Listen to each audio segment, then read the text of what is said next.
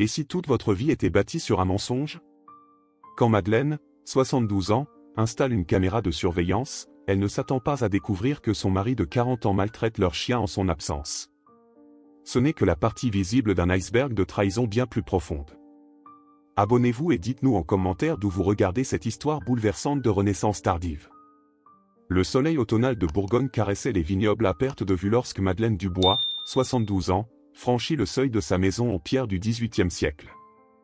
Une fatigue profonde marquait son visage, dont les rides témoignaient d'une vie consacrée à l'éducation des enfants du village.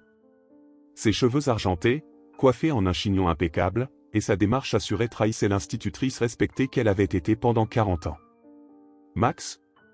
Je suis rentrée, appela-t-elle, attendant les aboiements joyeux de leur berger allemand, Hector. Le silence l'accueillit. Étrange. D'habitude, Hector bondissait vers elle, son corps puissant vibrant d'affection. Madeleine fronça les sourcils, déposant son sac de voyage dans l'entrée. Elle était revenue 3 jours plus tôt que prévu de chez sa sœur Elisabeth, hospitalisée à Lyon. « Henri ? Tu es là !» Sa voix résonna dans le couloir aux murs ornés de photographies familiales, témoin silencieux de 40 années de mariage. Un bruit faible attira son attention vers la cuisine. Hector était là, recroquevillé dans son panier, le regard terne. Ce n'était plus l'animal vigoureux qu'elle avait laissé 2 semaines auparavant. « Mon Dieu, Hector ! Qu'est-ce qui t'arrive » murmura-t-elle, s'agenouillant malgré ses articulations douloureuses. Le berger allemand remua faiblement la queue, mais ne se leva pas.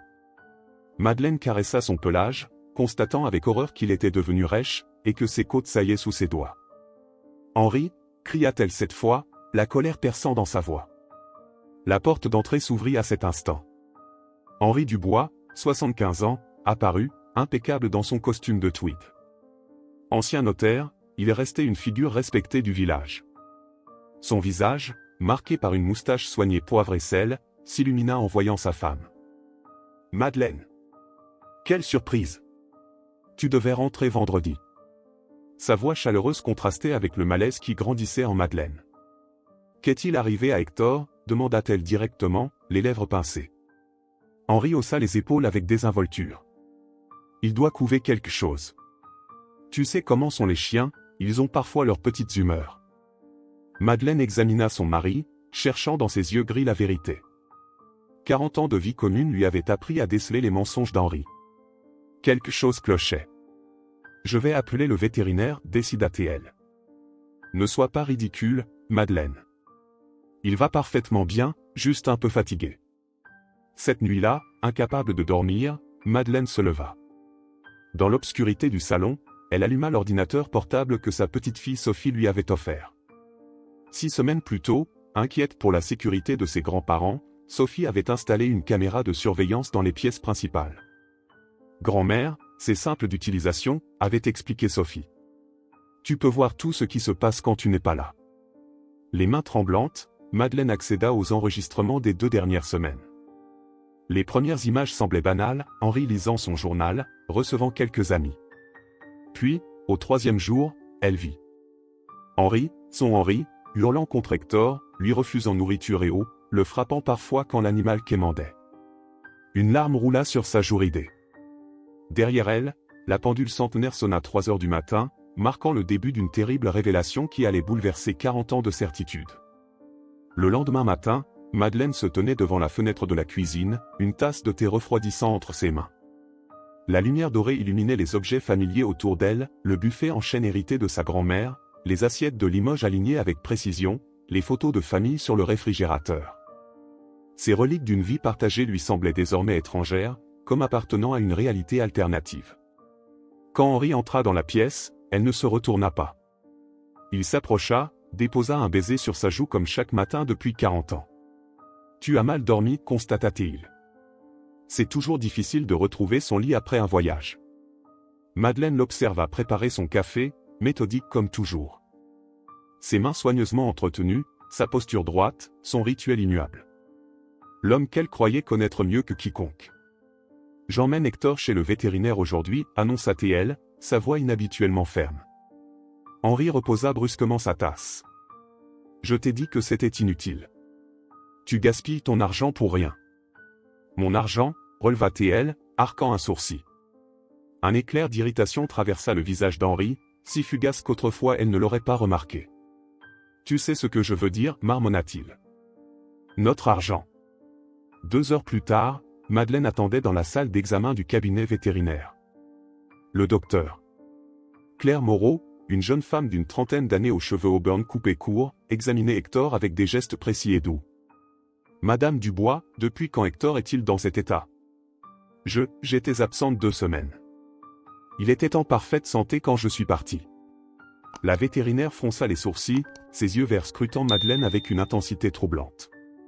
Hector montre des signes de déshydratation chronique et de malnutrition. Et ses ecchymoses sur ses flancs ne sont pas accidentels. Madeleine serra les poings. Mon mari devait s'en occuper. Il m'a assuré que tout irait bien. Claire Moreau hocha lentement la tête, une compréhension silencieuse passant entre les deux femmes. Madame Dubois, je connais votre mari. Tout le monde le connaît à Saint-Laurent-de-Vinci. Mais je dois vous parler franchement, ce que je vois ici n'est pas le résultat de 2 semaines de négligence occasionnelle. C'est systématique. Le trajet du retour fut silencieux, ponctué seulement par la respiration laborieuse d'Hector sur la banquette arrière. Madeleine conduisait mécaniquement, son esprit rejouant les images de la caméra de surveillance. Comment avait-elle pu ne jamais voir les signes? Arrivée à la maison, elle trouva Henri dans le jardin, taillant méticuleusement les rosiers. Ses gestes précis, sa concentration absolue, cette perfection qui l'avait séduite autrefois lui sembla soudain menaçante. Le vétérinaire dit qu'Hector a été maltraité, lança-t-elle sans préambule. Henri se figea, sécateur en main. Son visage se durcit imperceptiblement avant de se détendre en un sourire condescendant. Ces jeunes vétérinaires dramatisent toujours tout. Ils veulent justifier leurs honoraires extravagants. J'ai vu les vidéos, Henri. Le silence qui suivit sembla durer une éternité. Le sécateur claqua en se refermant sur une tige de rose. Quelle vidéo? Demanda-t-il finalement, sa voix dangereusement calme. Les enregistrements de la caméra de sécurité.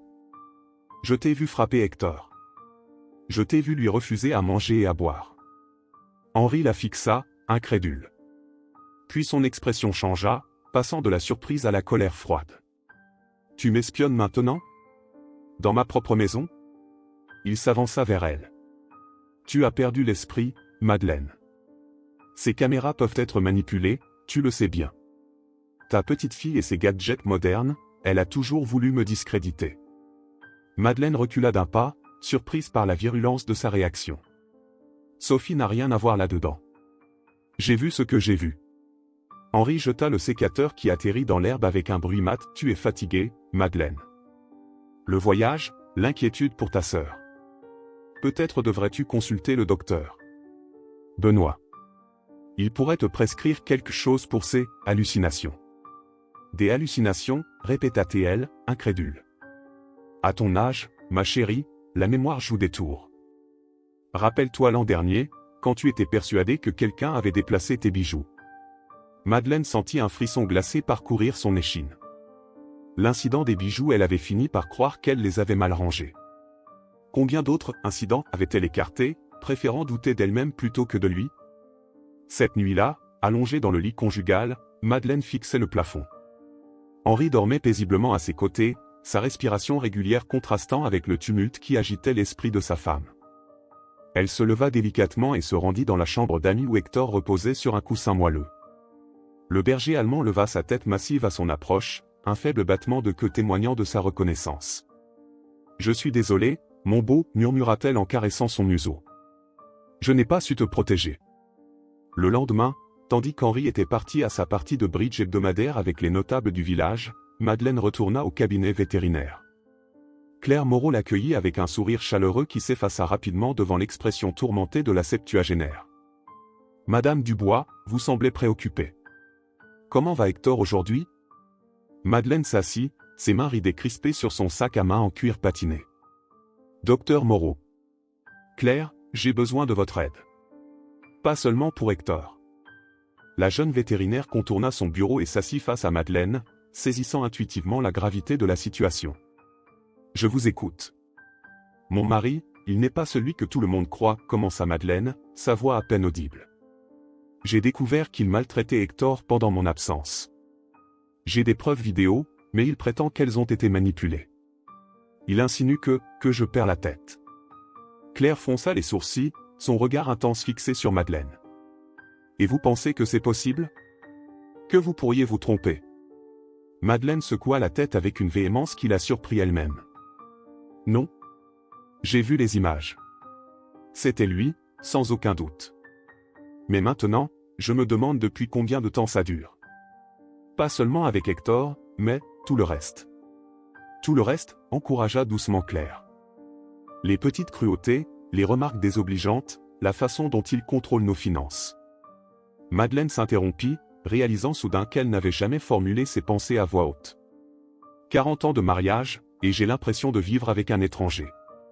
Claire se pencha en avant, posant une main rassurante sur le bras de Madeleine.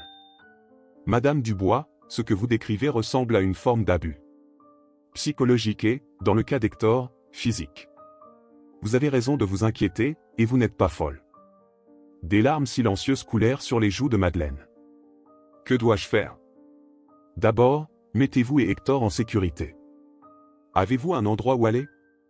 Madeleine réfléchit. Sa sœur était encore hospitalisée. Ses amies les plus proches étaient aussi celles d'Henri. Sa fille vivait à l'étranger. Pas vraiment, non. Claire griffonna rapidement une adresse sur un bloc-notes. Ma tante possède un gîte rural à 10 km d'ici. Il est vide jusqu'à la saison touristique. Vous pourriez y séjourner quelque temps, le temps de réfléchir à la suite. Je ne peux pas accepter. Vous le pouvez et vous le devez, insista Claire avec une fermeté bienveillante. Pour Hector. Et pour vous-même. Sur le chemin du retour, Madeleine s'arrêta au petit supermarché du village. Elle arpentait distraitement les rayons quand une voix familière l'interpella. Madeleine. Quelle bonne surprise. Geneviève Marchand, son amie depuis l'école normale d'institutrice, se tenait devant elle, rayonnante dans son tailleur bleu lavande. Justement, je pensais à toi, continua Geneviève. Le comité des fêtes se réunit demain pour organiser la fête des récoltes. Tu apporteras ta tarte aux pommes, comme d'habitude? Henri m'a confié que tu étais un peu fatigué ces derniers temps. Madeleine se raidit. Henri t'a parlé de moi? Oh, juste en passant. Il s'inquiète, tu sais. Il dit que tu as des moments d'absence, que tu fais des accusations étranges. Geneviève baissa la voix. C'est l'âge, ma chérie. Mon Marcel aussi commence à radoter. Le sang de Madeleine se glaça dans ses veines. Ainsi, Henri avait déjà commencé à semer le doute. Geneviève, ne crois pas tout ce qu'Henri raconte. Les apparences peuvent être trompeuses. Son ami la dévisagea, une ombre d'inquiétude traversant son regard. Madeleine, si tu as besoin de parler. Non, je vais bien, coupa Madeleine, subitement méfiante. Excuse-moi, j'ai des courses à terminer. De retour à la maison, elle trouva Henri dans le bureau, penché sur des documents financiers. Il leva à peine les yeux quand elle entra. Tu as été longtemps parti pour un simple aller-retour chez le vétérinaire, remarqua-t-il avec une légèreté feinte. J'ai fait quelques courses, répondit-elle vaguement, observant les papiers étalés sur le bureau. Qu'est-ce que tu fais? De l'administratif, répondit-il en rassemblant rapidement les documents. Rien qui t'intéresserait. Cette nuit-là, quand Henri fut profondément endormi, Madeleine se glissa dans le bureau. La lune éclairait faiblement la pièce tandis qu'elle ouvrait les tiroirs avec précaution. Dans le troisième, sous une pile de factures, elle découvrit un relevé bancaire qu'elle n'avait jamais vu auparavant.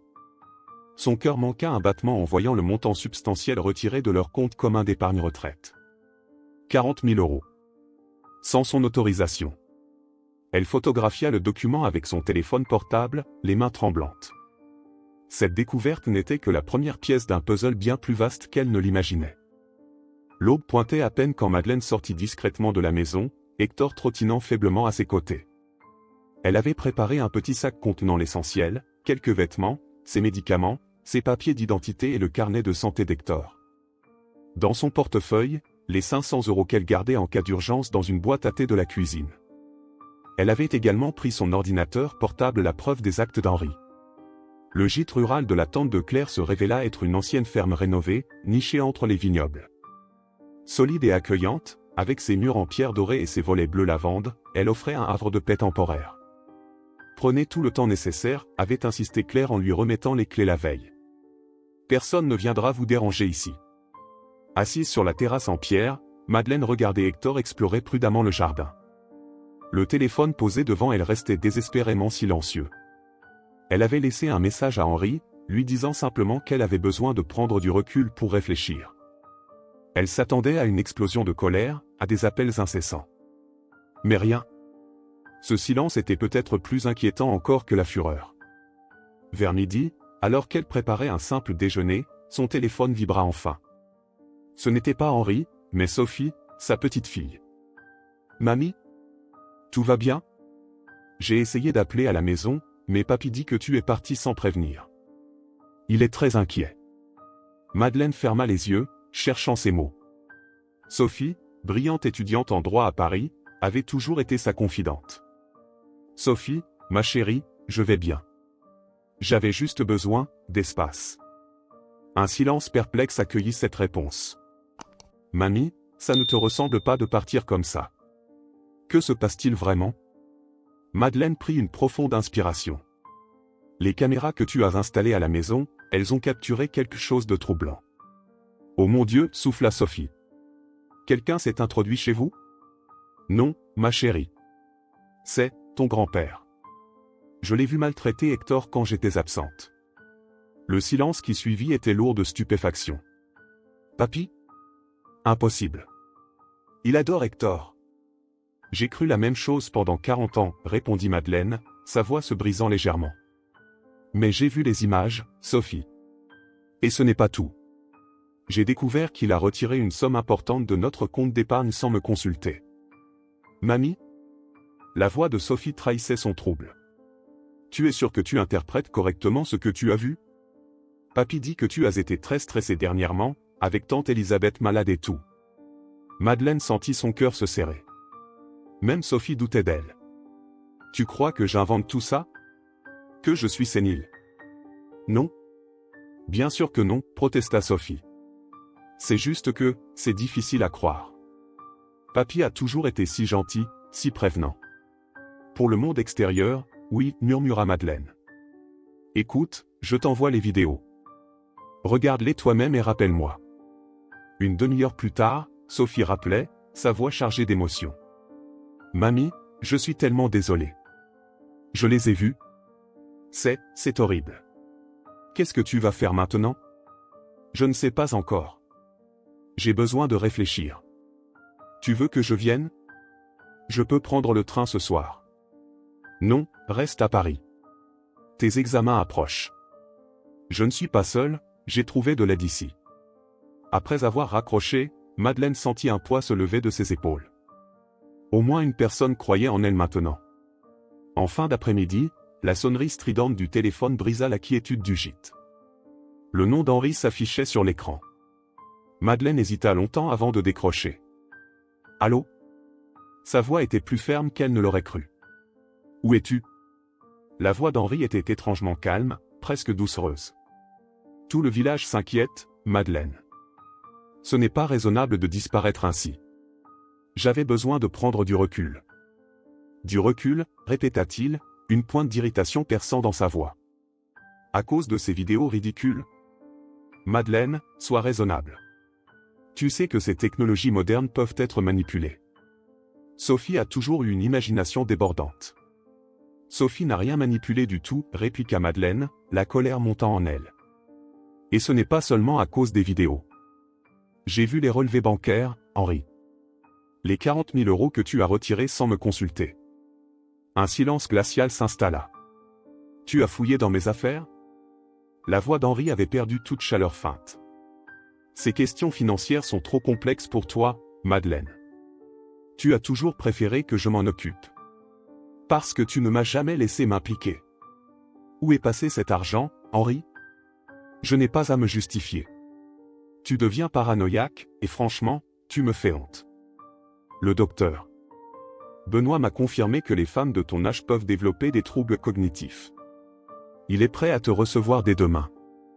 Madeleine sentit une vague de nausée l'envahir. Tu as parlé de moi au médecin ? Sans mon consentement ? Par inquiétude, ma chère. uniquement par inquiétude. Maintenant, sois raisonnable et rentre à la maison. Nous ferons comme si cette escapade n'avait jamais eu lieu. Non. Le mot résonna avec une force surprenante dans le combiné. Un mot simple qu'elle avait rarement prononcé face à Henri durant toutes ces années. Pardon? La stupéfaction était palpable dans sa voix. J'ai dit non, Henri. Je ne rentrerai pas. Pas maintenant? Peut-être jamais. Madeleine réfléchit aux conséquences. Que vont penser les gens? Que va penser Sophie? Sophie a vu les vidéos. Elle me croit. Un juron étouffé lui parvint, suivi d'un silence pesant. Tu le regretteras, murmura finalement Henri. Personne ne croira une vieille femme confuse contre moi. Personne. Il raccrocha brutalement, laissant Madeleine tremblante mais étrangement libérée. Les jours suivants, Madeleine s'installa dans une routine tranquille au gîte. Chaque matin, elle emmenait Hector pour une courte promenade, augmentant progressivement la distance à mesure que le chien reprenait des forces. Les soins attentionnés et la nourriture régulière transformaient peu à peu l'animal, son pelage retrouvait de son lustre, ses yeux retrouvaient leur vivacité. Un matin, alors qu'elle préparait le petit déjeuner, des coups discrets retentirent à la porte. Sur le seuil se tenait Claire Moreau, un panier à la main. « J'ai pensé vous apporter quelques produits frais », expliqua la vétérinaire en entrant. « Et vérifier comment va mon patient préféré. » Hector accueillit la jeune femme avec un enthousiasme qui surprit Madeleine. Claire s'agenouilla pour le caresser, examinant d'un œil professionnel sa condition. « Il se remet remarquablement bien », nota-t-elle avec satisfaction. Puis, observant Madeleine, « Et vous, comment allez-vous » Madeleine versa 2 tasses de café et invita Claire à s'asseoir sur la terrasse. J'oscille entre soulagement et terreur, admit-elle. Henri a commencé à répandre l'idée que je perds la tête. Il a même parlé au médecin du village. Claire fronça les sourcils. C'est une tactique classique. Discréditer la victime pour protéger sa réputation. Le pire, c'est que ça fonctionne. J'ai reçu plusieurs messages de soutien de mes amis, me suggérant de consulter un spécialiste. Et vous avez gardé les preuves en sécurité? Madeleine hocha la tête. Les vidéos sont sauvegardées en plusieurs exemplaires. Et j'ai photographié les relevés bancaires. Claire observa la septuagénaire avec un mélange d'admiration et d'inquiétude. Madame Dubois, Madeleine, s'il vous plaît. Madeleine, j'ai réfléchi à votre situation. Mon frère est avocat, spécialisé en droit de la famille. Il pourrait vous conseiller, en toute confidentialité. Madeleine fixa sa tasse, indécise. Un avocat? Cela rendrait tout si officiel. Pas nécessairement. Une consultation ne vous engage à rien. Mais connaître vos droits est essentiel, surtout face à quelqu'un d'aussi méthodique qu'Henri semble l'être. Cette remarque fit sourire amèrement Madeleine. Méthodique, oui. Henri planifie tout, contrôle tout. Même sa cruauté est organisée. Le téléphone de Madeleine vibra, l'interrompant. Un message de Sophie, « Mamie, je viens ce week-end. J'ai réservé mon billet. Envoie-moi l'adresse exacte. Je t'aime. » Une vague de chaleur envahit Madeleine. « Ma petite fille vient, » annonça-t-elle à Claire, la voix tremblante d'émotion. « C'est une excellente nouvelle, » approuva Claire. « Plus votre cercle de soutien s'élargit, mieux c'est. » Après le départ de Claire, Madeleine s'installa avec son ordinateur. Elle ouvrit sa boîte mail pour répondre à Sophie, mais fut interpellée par un message d'une expéditrice inattendue, Jeanne Mercier, une ancienne collègue institutrice. « Ma chère Madeleine, » commençait le message, « j'ai appris par Geneviève que tu traversais une période difficile. Je ne crois pas un instant ce qu'on raconte sur tes prétendues confusions. Il y a 20 ans, quand mon pôle est devenu violent, tu as été la seule à me croire. Aujourd'hui, si tu as besoin d'une oreille attentive, je suis là. Les apparences sont souvent trompeuses, et personne ne sait mieux que moi combien les hommes respectables peuvent cacher de noirceur. » Madeleine relut le message plusieurs fois, émue aux larmes. Elle n'avait pas revu Jeanne depuis son déménagement dans le sud après son divorce, mais leur amitié avait été profonde. Au téléphone, la voix chaleureuse de Jeanne lui procura un réconfort immédiat. « Henri a toujours été un homme public », expliqua Madeleine après avoir relaté les récents événements. « Sa réputation est tout pour lui. Et il l'utilise comme bouclier, » compléta Jeanne. Paul faisait exactement la même chose. Conseiller municipal apprécié de tous, bénévole exemplaire, personne ne pouvait imaginer qu'il me battait en privé. Comment as-tu trouvé le courage de partir? Le jour où j'ai compris que sa violence détruisait non seulement ma vie, mais aussi mon estime de moi. Un peu comme ce qu'Henri fait avec toi, mais de façon plus insidieuse. La conversation avec Jeanne fut interrompue par une notification sur l'ordinateur de Madeleine. Un article du journal local en ligne attira son attention, Henri Dubois fait un don généreux au refuge animalier municipal. La photo montrait Henri, souriant largement, remettant un chèque à la directrice du refuge. Le parfait hypocrite, murmura Madeleine, et s'est huré. Classique, approuva Jeanne à l'autre bout du fil. Paul avait fait un don à une association contre les violences conjugales juste après m'avoir cassé le bras. C'est leur façon de renforcer leur image publique tout en vous faisant passer pour folle si vous osez parler. Cette nuit-là, allongée dans le lit inconnu du gîte, Madeleine réfléchit longuement. Sa vie avec Henri défilait devant ses yeux comme un film au ralenti. Les petites remarques désobligeantes sur son apparence, qu'elle avait prises pour de l'honnêteté bienveillante. Son éloignement progressif de ses amis les plus proches. La façon dont il avait subtilement découragé sa fille Isabelle de revenir en France après son mariage, la maintenant à distance en Australie. Et cette constante sensation d'inadéquation qu'elle ressentait depuis des années, cette voix intérieure qui lui répétait qu'elle n'était pas assez intelligente, pas assez belle, pas assez digne de lui. Cette voix, réalisa-t-elle avec horreur, n'était autre que celle d'Henri, internalisée au fil des décennies. À côté d'elle, Hector dormait paisiblement, ses flancs se soulevant au rythme de sa respiration. Le chien avait commencé à guérir dès qu'il avait été éloigné de son tortionnaire. Peut-être était-il temps qu'elle fasse de même. Madeleine s'endormit avec une résolution nouvelle. Demain, elle accepterait de rencontrer le frère de Claire. Elle méritait de connaître ses droits. Elle méritait de retrouver sa voix. Elle méritait d'être libre. Le cabinet de maître Thomas Moreau se trouvait dans un immeuble ancien du centre-ville. Madeleine l'observa tandis qu'il étudiait attentivement les documents qu'elle avait apportés. Grand et mince comme sa sœur Claire, il possédait la même intensité dans le regard, tempéré par une expression bienveillante. « Madame Dubois, commença-t-il en reposant les papiers, votre situation est préoccupante mais loin d'être désespérée. Les preuves que vous avez rassemblées sont substantielles. » Madeleine serra nerveusement son sac à main. « Henri a toujours géré nos finances. Je n'ai aucune idée de l'étendue de notre patrimoine. C'est malheureusement fréquent dans les couples de votre génération, observa l'avocat. Mais la loi française est claire, les biens acquis pendant le mariage sont communs, sauf dispositions contraires dans votre contrat de mariage. Nous sommes mariés sous le régime de la communauté réduite aux acquêts, précisa Madeleine. Henri était très insistant sur ce point. Maître Moreau prit quelques notes. Concernant les retraits non autorisés, nous avons un solide motif d'action. Quant à la maltraitance animale documentée par les vidéos, elle constitue un délit passible de sanctions pénales. Je ne suis pas certaine de vouloir aller jusque-là, murmura Madeleine. L'avocat l'étudia un moment sans parler. Madame Dubois, puis-je vous demander ce que vous espérez accomplir?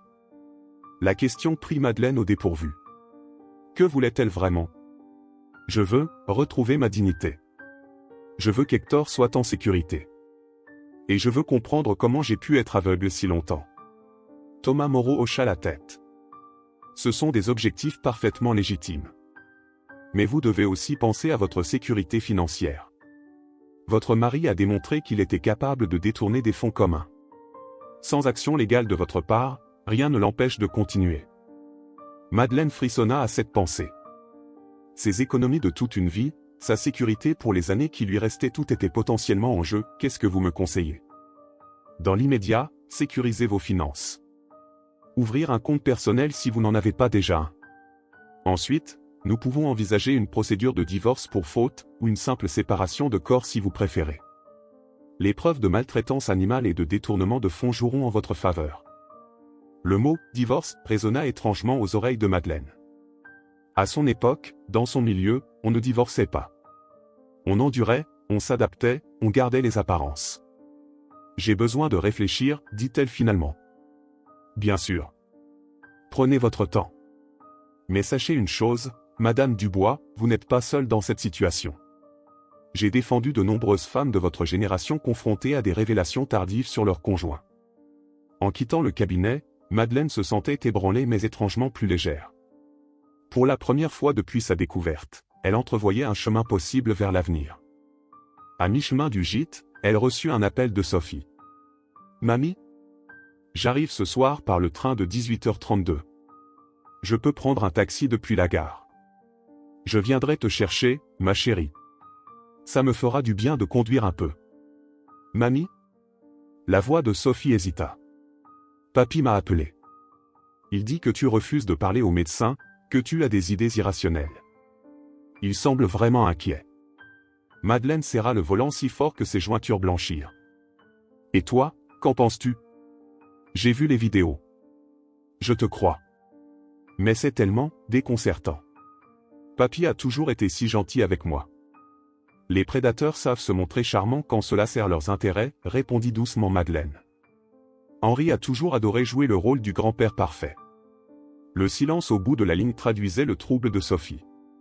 Quand je pense à toutes ces années où tu as bu. Mamie, je suis tellement désolé. Tu n'as pas à t'excuser, ma chérie.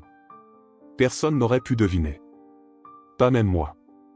En raccrochant, Madeleine sentit une douleur sourde dans sa poitrine. Un mélange de chagrin pour les années perdues et de colère contre elle-même pour n'avoir rien vu. À la gare, l'attente lui parut interminable. Quand Sophie apparut enfin, grande et élancée avec ses cheveux châtains retenus en queue de cheval, Madeleine sentit son cœur se gonfler d'amour.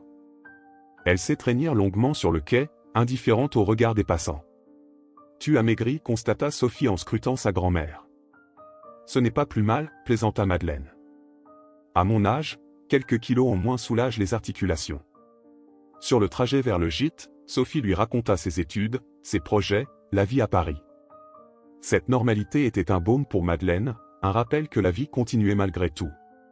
Au gîte, après les retrouvailles enthousiastes entre Sophie et Hector, les deux femmes s'installèrent sur la terrasse avec un verre de vin local. J'ai vu un avocat aujourd'hui, annonça Madeleine.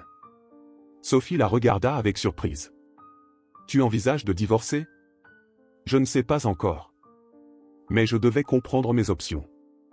Sophie prit la main ridée de sa grand-mère dans la sienne. Quoi que tu décides, je te soutiendrai. Mais j'avoue que l'idée de te voir retourner vivre avec papy après ce qu'il a fait me terrifie. Moi aussi, admit Madeleine à voix basse. Il y a autre chose, hésita Sophie. J'ai fait quelques recherches en ligne. Papy a créé une société il y a 2 ans. Une SCI immobilière. Aucune trace de ton nom dans les documents publics. Madeleine sentit son estomac se nouer. Une société immobilière? Avec quel argent? C'est ce que j'aimerais savoir. Le capital initial était de 50 000 €. Bien plus que les 40 000 qu'il a retirés récemment, murmura Madeleine. Ce qui signifie qu'il détourne peut-être des fonds depuis bien plus longtemps, compléta sombrement Sophie. Cette nuit-là, après que Sophie se fut endormie, Madeleine resta éveillée, assise près de la fenêtre, contemplant les étoiles au-dessus des vignobles. Son esprit repassait les indices qu'elle avait ignorés au fil des années, les voyages d'affaires impromptus, les appels téléphoniques qu'il prenait toujours en privé, les documents qu'il rangeait précipitamment quand elle entrait dans le bureau. Combien d'autres secrets Henri cachait-il encore? Et était-elle vraiment prête à les découvrir? Le lendemain matin, Madeleine fut réveillée par l'odeur du café frais et le son étouffé de la voix de Sophie au téléphone. Enfilant sa robe de chambre, elle rejoignit sa petite fille dans la cuisine ensoleillée. « Oui, je comprends vos inquiétudes, mais ma grand-mère va parfaitement bien, disait Sophie d'une voix ferme. Non, elle n'a pas besoin d'être évaluée par un médecin. Je suis étudiante en droit, Madame Marchand, et je peux vous assurer que ces insinuations sur sa santé mentale pourraient être considérées comme diffamatoires. » Madeleine s'immobilisa sur le seuil.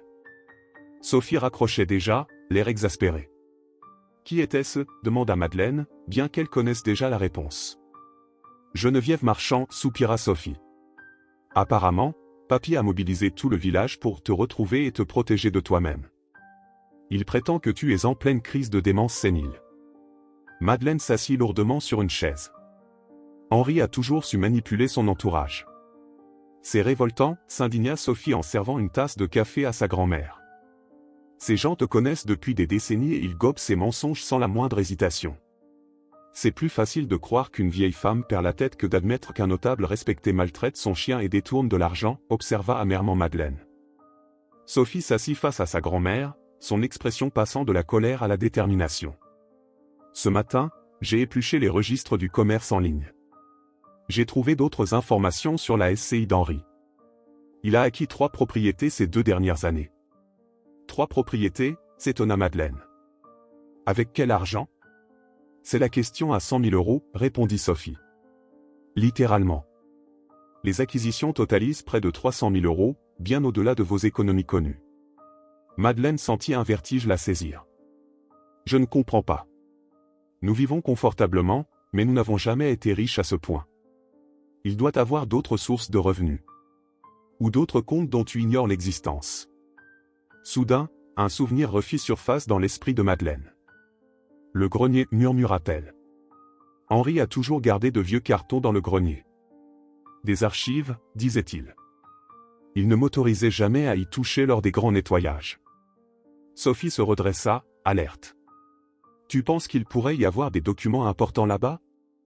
Madeleine hocha lentement la tête. C'est possible. Mais comment y accéder? Je ne peux pas retourner à la maison tant qu'Henri s'y trouve. Il a son tournoi de bridge aujourd'hui, non? De 14 h à 18 h, tous les jeudis, immuable depuis 20 ans. Tu me l'as souvent dit. Sophie, tu ne suggères pas que nous. Si, exactement, confirma Sophie, une lueur déterminée dans le regard. Nous allons fouiller le grenier pendant son absence. L'idée était aussi terrifiante qu'excitante. Ce serait risqué.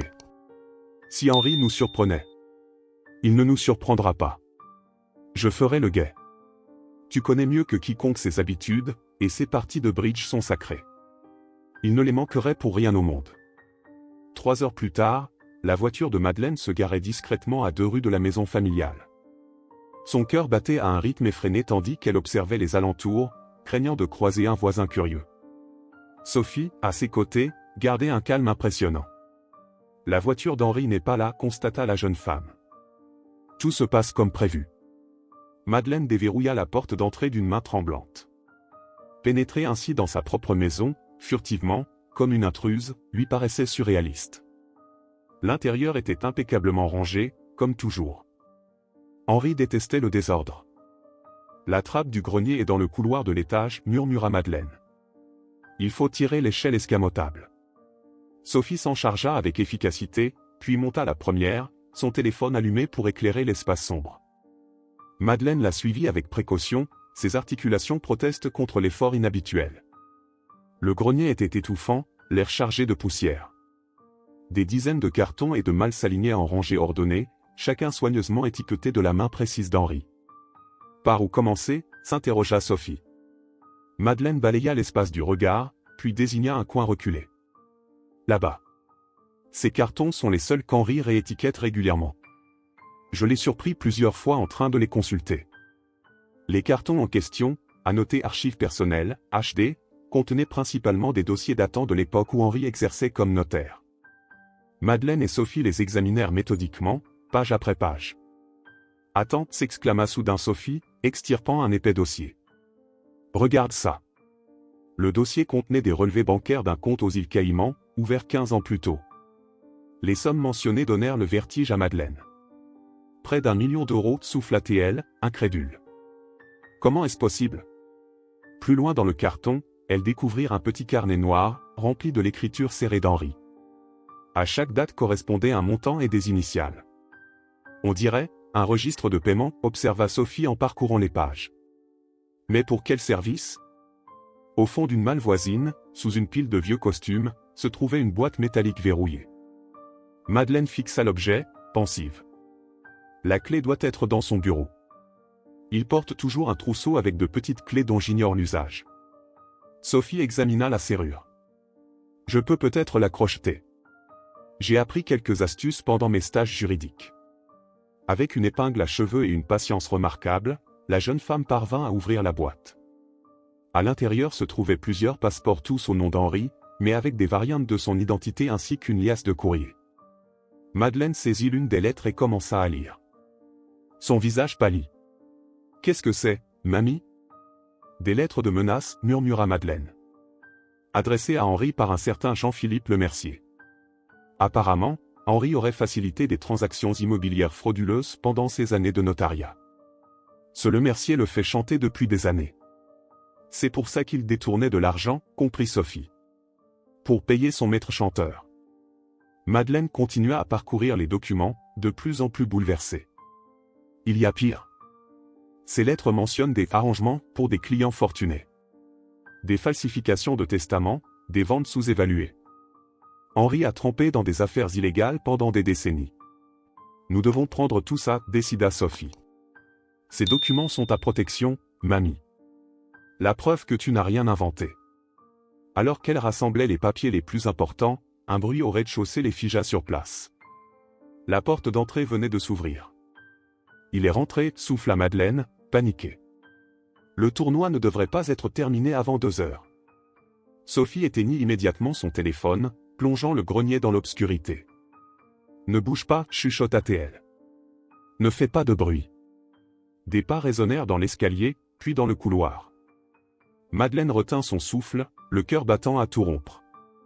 La voix d'Henri leur parvint, étouffée mais reconnaissable. Il parlait au téléphone. Oui, j'ai dû quitter le tournoi plus tôt. Non, toujours aucune nouvelle directe. Cette petite idiote de Sophie est avec elle, j'en suis certain.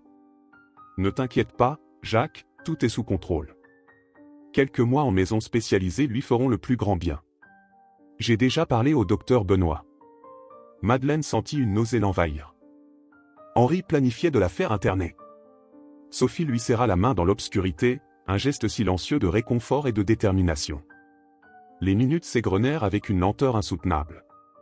Finalement, après ce qui sembla une éternité, la porte d'entrée claqua à nouveau.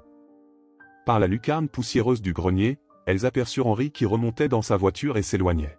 « Il est parti, » murmura Sophie. « Probablement pour nous chercher ailleurs. Nous devons faire vite. » Elles descendirent l'échelle avec précaution, les documents précieux serrés contre elles.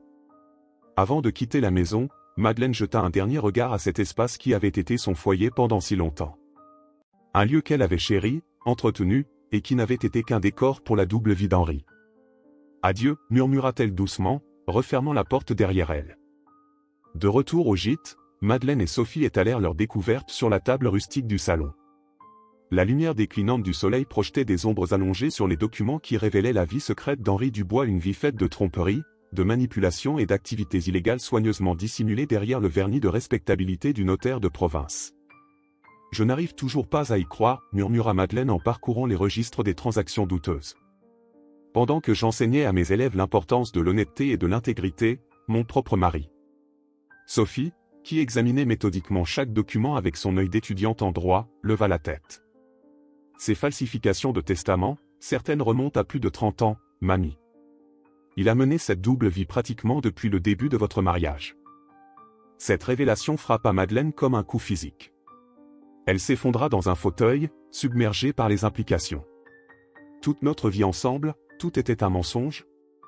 Pas tout, nuança doucement Sophie en s'agenouillant devant sa grand-mère. Ton amour pour lui était réel. Ton engagement était sincère. Tu n'as rien à te reprocher. Madeleine caressa distraitement les oreilles d'Hector, qui avait posé sa tête massive sur ses genoux en sentant sa détresse. Tu sais ce qui me perturbe le plus? Ce n'est pas tant qu'il ait pu me tromper, c'est que j'ai pu être si aveugle. Comment ai-je pu vivre aux côtés de cet homme pendant 40 ans sans jamais percevoir sa véritable nature? La manipulation psychologique est l'une des formes de violence les plus insidieuses, répondit Sophie. Il t'a conditionné petit à petit, te faisant douter de tes perceptions, t'isolant subtilement. C'est un processus que les spécialistes appellent le gaslighting. Un bien joli terme pour décrire une chose si terrible, commenta amèrement Madeleine. Un coup discret à la porte interrompit leur conversation. Claire Moreau se tenait sur le seuil, l'expression grave. « Désolé de vous déranger » s'excusa-t-elle, « mais j'ai pensé que vous deviez savoir. Henri est venu au cabinet cet après-midi. Il cherchait Hector, prétendant que vous l'aviez kidnappé dans un moment de confusion. » Madeleine et Sophie échangèrent un regard alarmé. « Que lui avez-vous dit » demanda Sophie. « La vérité que je n'avais pas vu Hector depuis son dernier examen. Techniquement, ce n'est pas un mensonge. » Claire hésita. Il m'a également montré un document signé par le docteur Benoît, suggérant une évaluation psychiatrique pour Madeleine. Il veut me faire interner, murmura Madeleine. Nous l'avons entendu en parler au téléphone. Claire s'avança pour examiner les documents étalés sur la table. Qu'est-ce que tout cela? La preuve qu'Henri n'est pas l'homme respectable qu'il prétend être, répondit Sophie.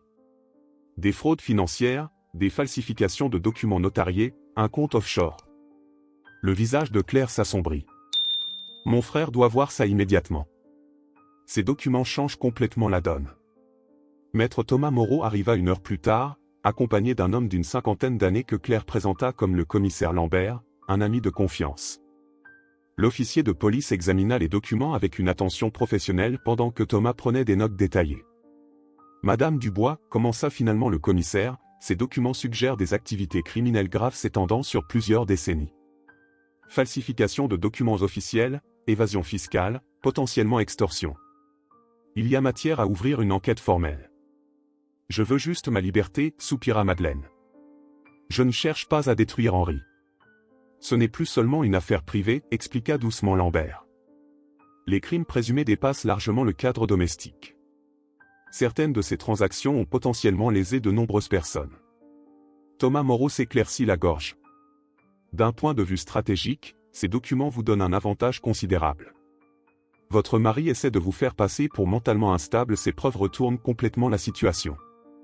Il n'abandonnera pas facilement, objecta Madeleine. Henri déteste perdre. Il trouvera un moyen de contre-attaquer. Pas cette fois, affirma Sophie avec détermination. Pas quand il saura que nous avons des copies de tout, et que la police est impliquée. Comme pour confirmer ses craintes, le téléphone de Madeleine sonna. Le nom d'Henri s'affichait sur l'écran. Sous le regard encourageant des autres, elle mit l'appareil en haut-parleur. Allô? Sa voix était remarquablement ferme. Madeleine. La voix d'Henri était suave, contrôlée. Je sais que Sophie est avec toi. Je sais aussi que vous êtes venu à la maison aujourd'hui. Madeleine sentit un frisson lui parcourir l'échine. Comment? Les voisins sont très serviables, répondit-il avec une satisfaction évidente. Madame Leroy t'a reconnu. Elle m'a immédiatement appelé, inquiète pour ta santé mentale. Le commissaire Lambert fit un geste silencieux, indiquant à Madeleine de maintenir la conversation. Que veux-tu, Henri? Demanda-t-elle directement. Ce que je veux? Que tu rentres à la maison, bien sûr. Que tu arrêtes cette comédie ridicule. Que tu acceptes l'aide médicale dont tu as clairement besoin. Et si je refuse? Un silence pesant précéda sa réponse. Alors je devrais prendre des mesures plus formelles. Le docteur Benoît est prêt à signer une ordonnance d'hospitalisation sous contrainte. Pour ton bien, naturellement. Naturellement, répéta Madeleine avec une ironie qu'elle ne se connaissait pas, et le contenu du grenier? C'est aussi pour mon bien que tu gardais ces dossiers? La respiration d'Henri s'accéléra audiblement. De quoi parles-tu? Tu sais parfaitement de quoi je parle, Henri. Les carnets noirs. Les relevés du compte au Caïman. Les lettres de Jean-Philippe Lemercier. Le silence qui suivit fut éloquent. Quand Henri reprit la parole, sa voix avait perdu toute prétention de douceur. Écoute-moi bien, Madeleine. Tu ne sais pas dans quoi tu t'engages. Si tu crois pouvoir me menacer avec ces documents, tu te trompes lourdement. Qui croira une vieille femme instable contre moi? J'ai des amis à tous les niveaux. Le maire, le procureur, le président du tribunal, tous des compagnons de bridge. Une seule parole de ma part, et ces papiers disparaîtront aussi vite qu'ils sont apparus.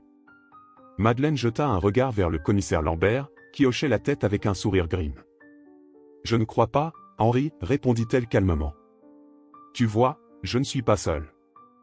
Et tes amis ne pourront rien pour toi quand l'enquête officielle sera lancée. Une enquête? La voix d'Henri vacilla pour la première fois. De quoi parles-tu? Le commissaire Lambert te l'expliquera mieux que moi. Il est justement à côté de moi. Tu veux lui parler? Un juron étouffé fut suivi du bruit caractéristique d'un appel brutalement terminé. Madeleine reposa le téléphone, les mains tremblantes mais l'esprit étrangement clair. Il va paniquer, prévint le commissaire. Les hommes comme lui deviennent dangereux quand ils se sentent acculés. Que dois-je faire? Demanda Madeleine. Restez ici, en sécurité, conseilla Thomas Moreau. Je vais immédiatement déposer une demande d'ordonnance de protection basée sur ces nouvelles preuves. Le commissaire Lambert va sécuriser les documents pour l'enquête préliminaire. Et ensuite? La voix de Madeleine trahissait son inquiétude pour l'avenir incertain qui se profilait. Ensuite, nous prenons les choses une étape à la fois, répondit doucement l'avocat. Mais vous avez déjà franchi le pas le plus difficile, Madame Dubois. Vous avez brisé le silence. Cette nuit-là, après le départ des visiteurs, Madeleine resta longtemps éveillée, assise sur la terrasse du gîte. Sophie dormait à l'intérieur, épuisée par l'intensité émotionnelle de la journée. Hector somnolait aux pieds de Madeleine, son corps imposant offrant une présence réconfortante.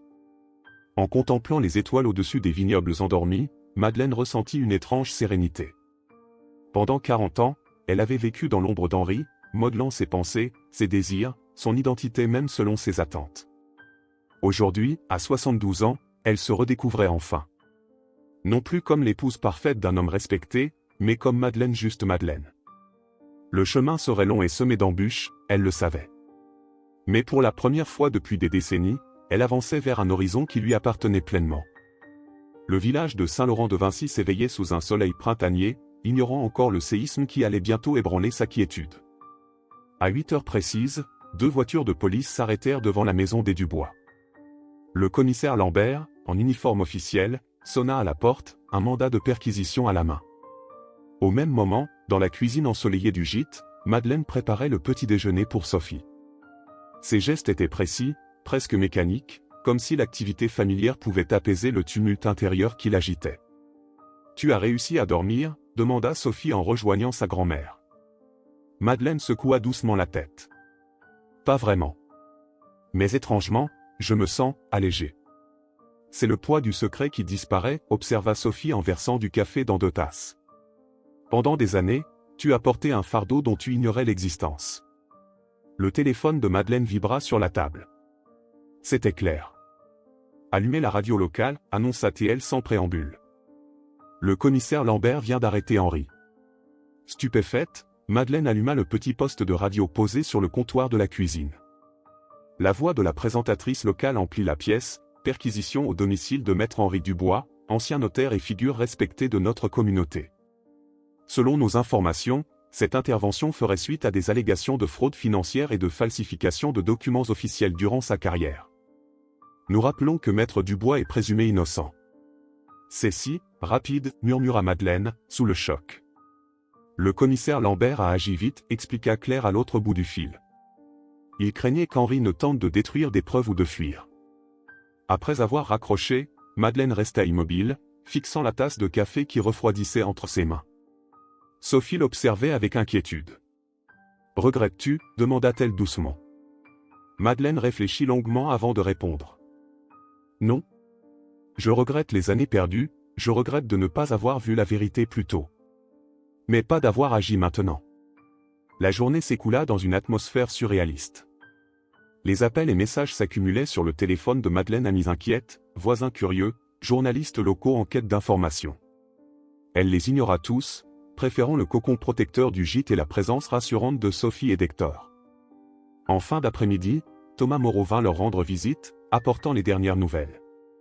Henri a été placé en garde à vue pour 48 heures, expliqua-t-il. La perquisition a permis de découvrir d'autres documents compromettants dans son bureau professionnel. Il semble que ses activités frauduleuses soient encore plus étendues que nous ne le pensions. A-t-il parlé de moi demanda Madeleine, incapable de réprimer sa curiosité. L'avocat eut un sourire sans joie. Oh oui. Il maintient que vous êtes mentalement instable et que ces accusations sont le fruit d'un complot orchestré par Sophie. Classique, commenta Sophie avec amertume.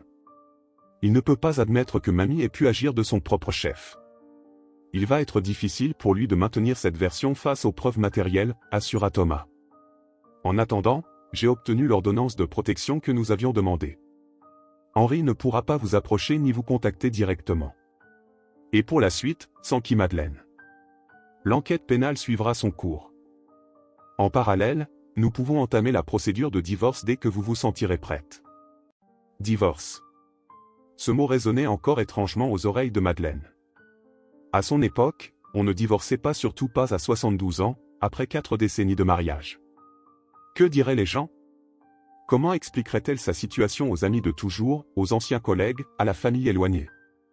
Comme si elle lisait dans ses pensées, Sophie prit la main de sa grand-mère. « Tu n'as pas à te justifier, mamie. Ton bonheur et ta sécurité passent avant l'opinion des autres. Le lendemain, alors que Madeleine prenait son petit déjeuner sur la terrasse, elle fut surprise par l'arrivée d'une visiteuse inattendue. Jeanne Mercier, son ancienne collègue, se tenait dans l'allée du gîte, un bouquet de pivoine à la main. « Claire m'a indiqué où te trouver », expliqua-t-elle en étreignant Madeleine. « J'ai appris pour Henri. Je voulais t'assurer personnellement de mon soutien. » Les deux femmes s'installèrent côte à côte, contemplant le paysage vallonné des vignobles bourguignons. « Comment as-tu su que je ne perdais pas réellement la tête ?» demanda Madeleine. Jeanne eut un sourire triste. « Parce que c'est exactement ce que Paul a fait pour me discréditer quand j'ai menacé de révéler ses violences. La stratégie est toujours la même, faire douter la victime d'elle-même, puis la faire passer pour folle aux yeux des autres. » Madeleine hocha lentement la tête. « Le plus difficile, c'est de réaliser que pendant toutes ces années, j'ai vécu dans une illusion. » « Pas une illusion, corrigea doucement Jeanne. Une prison invisible.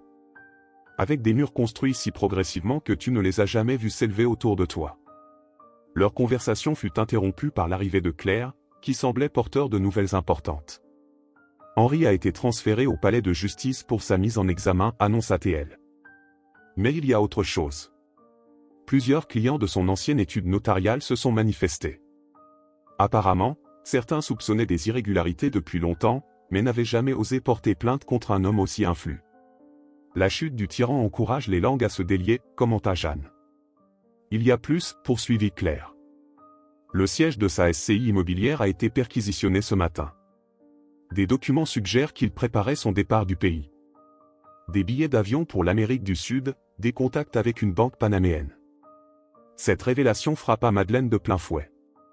Non seulement Henri l'avait trompée et manipulée pendant des années, mais il s'apprêtait à disparaître, probablement en emportant toutes leurs économies. « Mamie ?» Sophie venait de sortir sur la terrasse, alertée par l'arrivée des visiteuses. « Tout va bien ?» « Oui », répondit Madeleine après un moment de réflexion. « Tout va bien.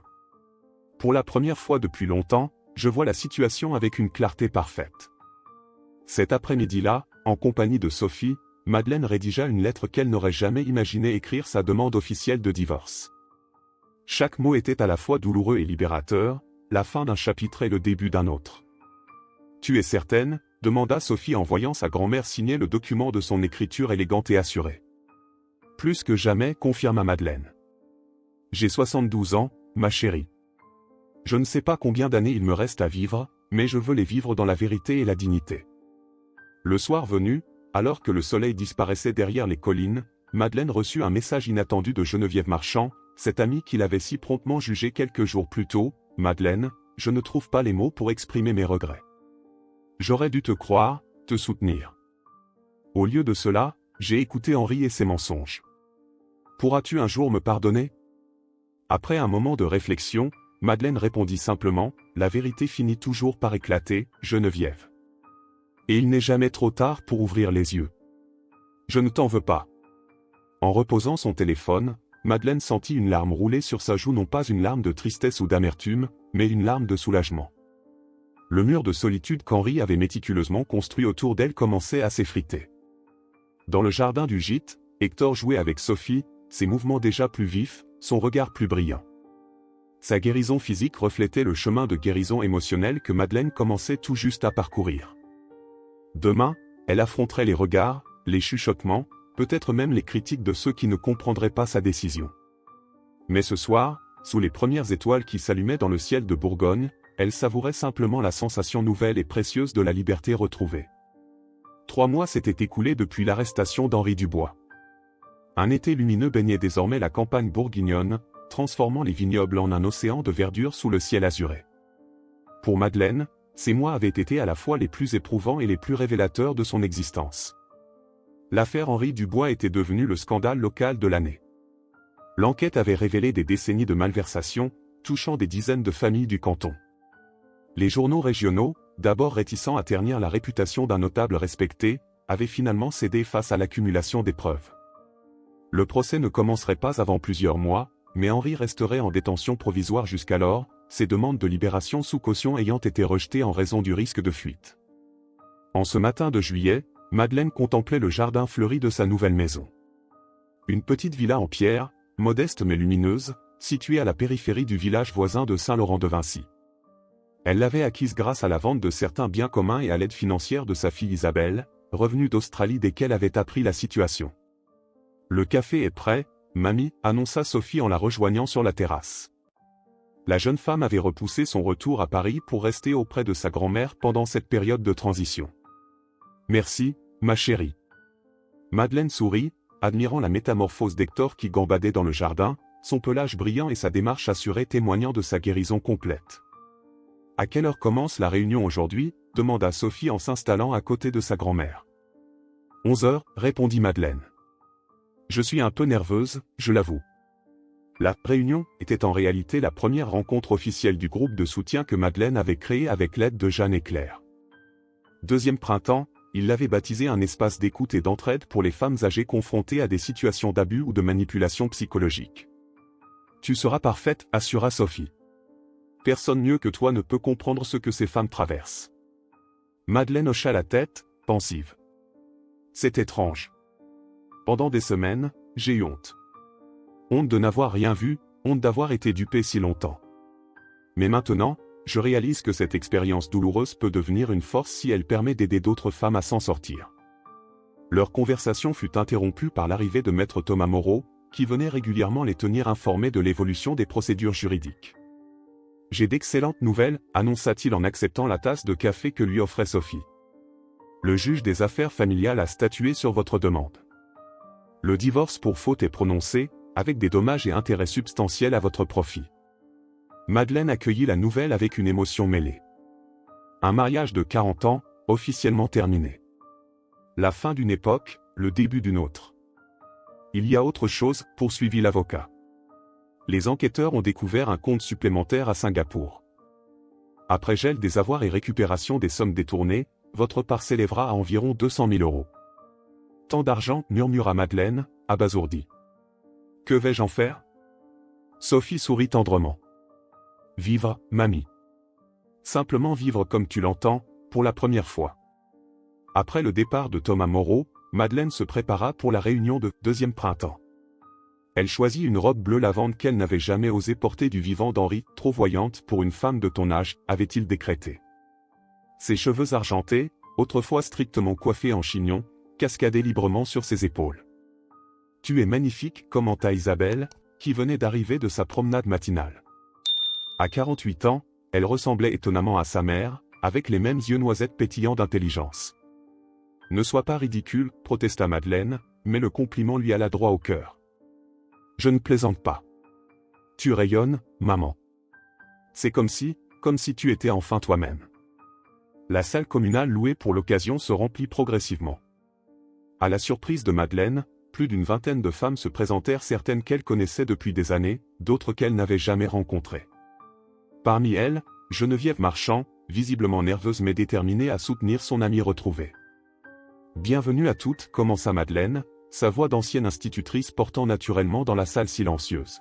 « Merci d'être venue à cette première rencontre de deuxième printemps. Certaines d'entre vous sont ici parce qu'elles traversent ou ont traversé des situations difficiles. D'autres sont venues par curiosité ou par solidarité. Quelle que soit votre raison, vous êtes les bienvenus. » Debout près de la porte, Hector observait la scène avec attention, comme conscient de l'importance du moment.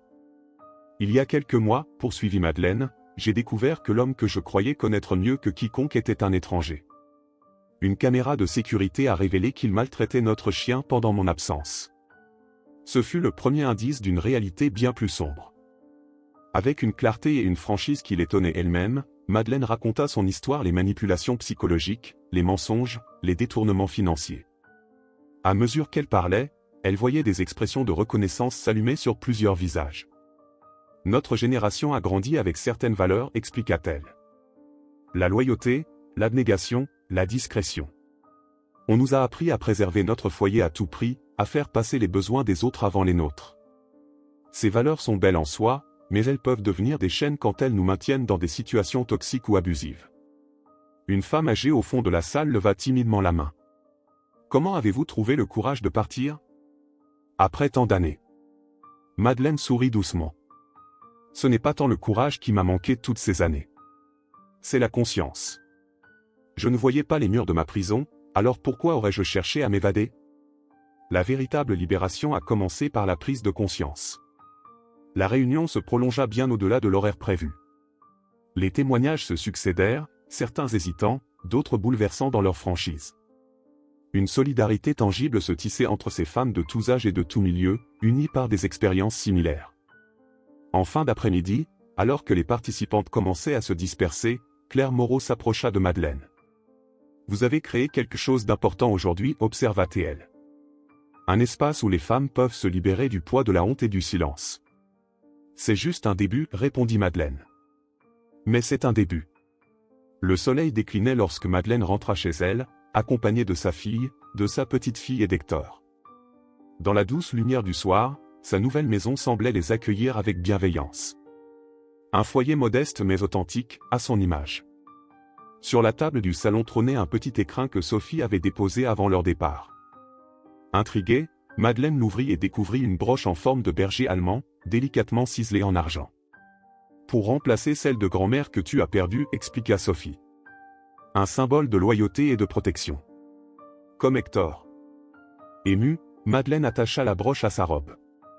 Le petit chien d'argent captait la lumière, brillant comme une étoile sur le tissu bleu. Plus tard, assise sur la terrasse alors que les premières étoiles apparaissaient dans le ciel nocturne, Madeleine réfléchissait au chemin parcouru. 6 mois plus tôt, elle était l'épouse soumise d'un homme respecté, prisonnière d'une vie construite sur des mensonges. Aujourd'hui, à 72 ans, elle découvrait une liberté qu'elle n'avait jamais connue. La route avait été douloureuse, les révélations déchirantes. Mais de cette épreuve était née une version d'elle-même plus authentique, plus forte. Une femme qui, au crépuscule de sa vie, osait enfin vivre selon ses propres termes. La grande fête des vendanges approchait, cet événement annuel qui rythmait la vie du village depuis des générations. Autrefois, Madeleine y assistait au bras d'Henri, dans l'ombre de sa présence imposante. Cette année, elle s'y rendrait seule, mais pas solitaire. Entourée d'un cercle d'amis sincères, de sa famille retrouvée, et d'Hector, fidèle compagnon de sa renaissance. Elle sortirait sa célèbre tarte aux pommes du four, la déposerait sur la longue table commune, et accepterait sans honte les regards curieux ou compatissants. Car désormais, elle savait que la véritable dignité ne résidait pas dans les apparences, mais dans le courage d'être authentiquement soi-même. Hector vint poser sa tête massive sur ses genoux, comme pour approuver ses pensées silencieuses. Madeleine caressa son pelage soyeux, reconnaissant envers ce compagnon inattendu qui, par sa souffrance, avait paradoxalement ouvert la voie de sa libération. « Nous avons réussi, mon beau, murmura-t-elle doucement. Nous sommes libres. » Dans le jardin baigné par la lumière argentée de la lune, les roses qu'elle avait plantées au printemps déployaient leurs premiers boutons, promesses de beauté et de renouveau. Tout comme elle s'épanouirait pleinement, à leur rythme, selon leur nature profonde. À 72 ans, contre toute attente, Madeleine Dubois découvrait que la vie pouvait encore réserver des surprises, des joies, et une forme de plénitude qu'elle n'aurait jamais cru possible. Sa véritable histoire ne faisait que commencer. Laissez votre « j'aime », abonnez-vous à la chaîne, activez la cloche et si vous avez regardé jusqu'ici, commentez « j'ai regardé jusqu'ici » et partagez votre opinion sur cette histoire. Ah, et n'oubliez pas de regarder la prochaine vidéo qui apparaît à l'écran final, c'est très émouvant.